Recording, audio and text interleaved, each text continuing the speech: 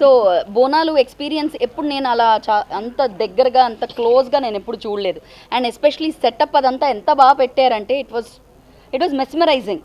So but ఒక చిన్న incident ఏం చెప్పాలంటే, నేను షూట్ చేస్తున్నప్పుడు జూనియర్స్ అందరు వచ్చి మాట్లాడుతున్నారు. ఒక ఆవిడ నాతో వచ్చి మాట్లాడారు, హలో అండి నేను మరాఠీ నేను అది ఇది అని మాట్లాడారు. బాగానే ఉంది, వాళ్ళ షార్ట్ జరుగుతుంది, నేను ఇక్కడ కూర్చుని ఉన్నాను.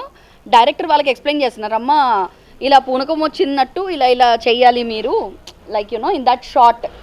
వాళ్ళు చేస్తున్నారు, నేను చూస్తూనే ఉన్నాను. 5 నిమిషాలు అయింది, 10 నిమిషాలు అయింది, 15 నిమిషాలు, అరగంట నుంచి వాళ్ళు ఇలా అంటున్నారు.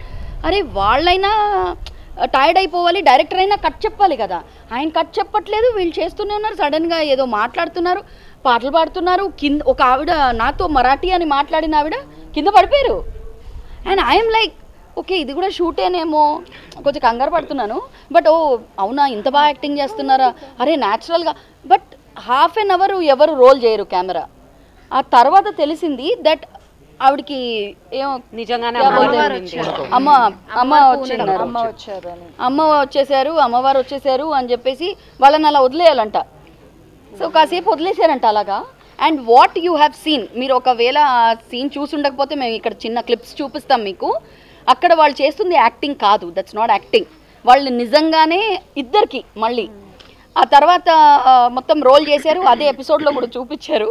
But the whole thing was అదంతా అయిపోయింది, they came back to their conscience, మొత్తం they came back to their normal self. ఆ తర్వాత వాళ్ళు వచ్చి నా దగ్గర వచ్చి మాట్లాడుతుంటే నాకు భయంగా ఉంది. అండ్ ఐఎమ్ లైక్ కొంచెం దూరంగా మాట్లాడుతున్నాను. వాట్ ఇఫ్ ఆమె అంటే నాకు అంత భయం వేసేసింది అనమాట.